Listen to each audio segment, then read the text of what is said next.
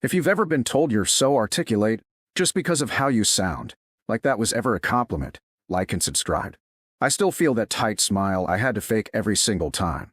See, I came to the US from Mumbai with a master's degree in computer science, 3 years of back-end experience, and a stubborn kind of hope. My parents called it foolish optimism. You'll have to work twice as hard.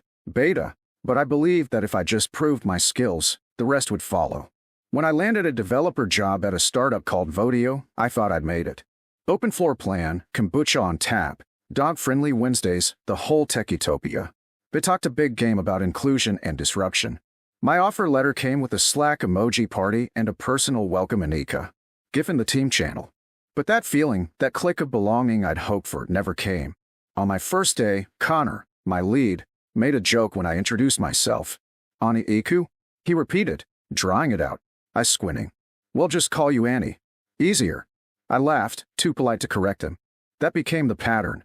Death by 1,000 microaggressions. In our sprint planning meetings, I'd offer solutions like optimizing our CI/CD pipeline. We're flagging memory leaks in the Java microservices, and no one would respond. 2 days later, Chad or Brendan would repeat the same exact point, and suddenly it was brilliant. I told myself I was being sensitive, that it wasn't a big deal. Until it kept happening. Every single time. Then there was the accent thing. I'd say schedule, like schedule, or pronounce cash, like cash-I, and the room would snicker. We love your vibe, one guy said. You're like, intense but exotic. HR called me fiery. A compliment, apparently. At first, I tried to fit in. I learned their beer brands, memorized obscure Rick and Morty quotes, started saying dude and bro in ironic tones. But nothing helped. I was either too quiet or too pushy. When I questioned a bad Git merge from another dev, Connor pulled me aside and said I needed to work on tone. That I came off aggressive. I apologized. Like I always did. Then came to client demo week. I built most of the back-end infrastructure, and I was proud of it. Resilient, modular, clean. But instead of letting me demo, Connor picked Brendan. He's more client-friendly, he said, avoiding my eyes. That night, I cried in the parking lot, staring at my hands. I'd coded until 2 a.m. for that release. I got sick once during that sprint and still submitted my commits on time. And yet, when it came time for visibility, I vanished. I tried raising it gently in my review. I'd like more opportunities to present, I said. Connor nodded and told me, you're technically solid, Anika. But clients expect a certain rapport. You know, cultural fit. That phrase, cultural fit, became my prison. Admit, you're not like us. You make us uncomfortable. Your presence is permission, not default. The irony? My work was so good they couldn't ignore it. So they twisted the narrative. Suddenly, I was difficult, hard to collaborate with, emotionally reactive. When I finally pushed back, after another one of my ideas was hijacked by a teammate, Connor warned me I was walking a fine line. HR nodded sympathetically and handed me a brochure on workplace emotional intelligence. They said it was just how startups work. Said maybe I should work on soft skills. I had a master's from one of India's top universities and a list of production saves as long as their LinkedIn egos, but sure, I needed to smile more. Then came the final slap. The team was planning an offsite retreat, a weekend up in Lake Tahoe. I'd helped organize it, coordinate the Airbnb, even designed a survey to choose activities. But the invite never came. When I asked why, Connor said, "Oh, we didn't think you'd want to come. It's a lot of beer and hiking, not really your thing, right?" That night, I stared at the Slack thread, full of laughing gifs and inside jokes, and realized they were never going to see me as one of them. No matter how good I was. No matter how many bugs I squashed, features I built, or weekends I sacrificed. I wasn't culture fit. I was just a brown girl they tolerated. A checkbox in their diversity report. They laughed when I mispronounced things. They recoiled when I showed ambition. They called my confidence arrogant, my directness aggressive, my silence cold. And yet, without me, their systems broke. Their product stalled. Their pipeline lagged. I knew I didn't belong, not in that room, not in that culture, not in that version of the tech dream. But what I didn't know, at least not yet, was that all the times they sidelined me, they were actually pushing me towards something bigger. They were building my exit ramp.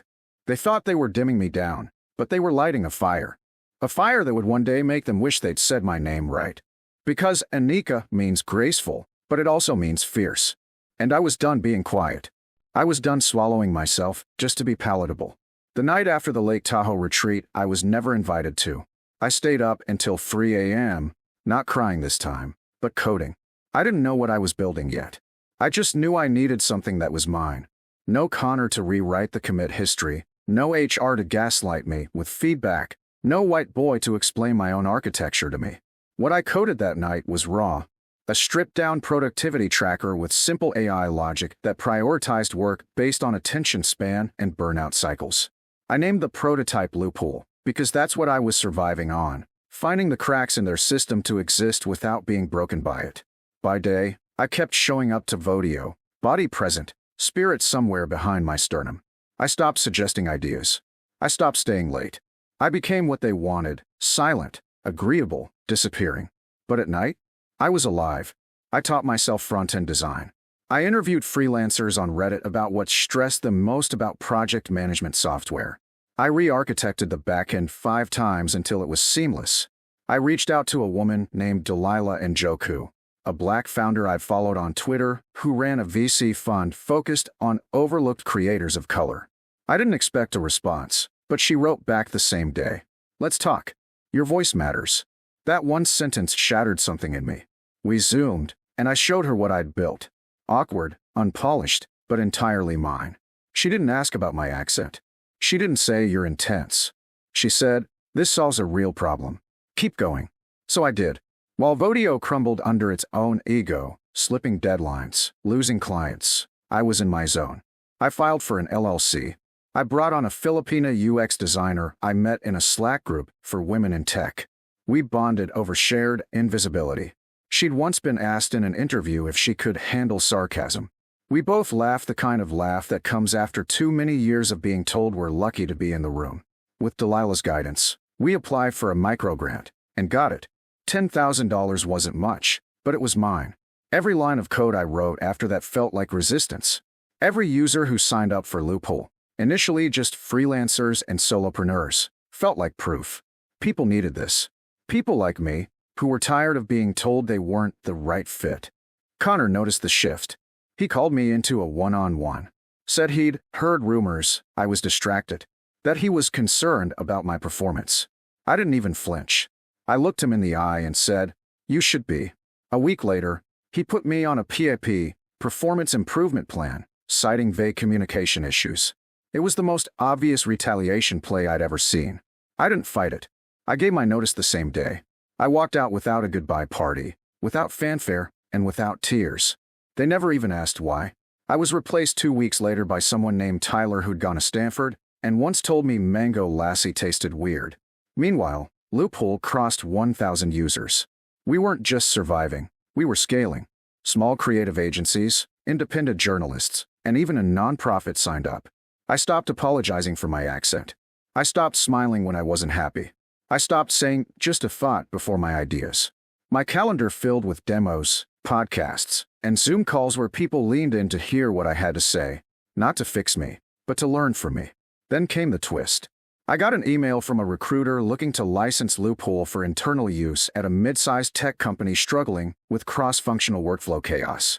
The logo was blurred, but I knew the lingo. I clicked the recruiter's LinkedIn profile. Vodio, my old company. The same people who said I wasn't client-facing. The same culture that called me too much. They needed me, and I smiled, not with spite, but with clarity. They'd spent all that time trying to quiet me. Now they were willing to pay for my voice. So I agreed to the demo, not for revenge, but for the poetry, because I didn't just rewrite the code. I rewrote the rules. I still remember the look on Connor's face when I logged into that Zoom call. He blinked, stunned, then smiled like it was a coincidence. "Anika? Oh wow, small world." I didn't flinch. "You needed a solution. I built one." The room was filled with familiar faces, Brendan, Chad, a few new names.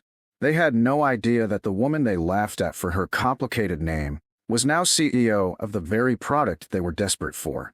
I walked them through Loophole like a pro, highlighting the features, how it boosted productivity without burnout, how it protected neurodivergent users from being micromanaged into silence.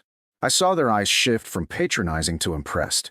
When the Q&A came, Connor cleared his throat and said, "We're really impressed."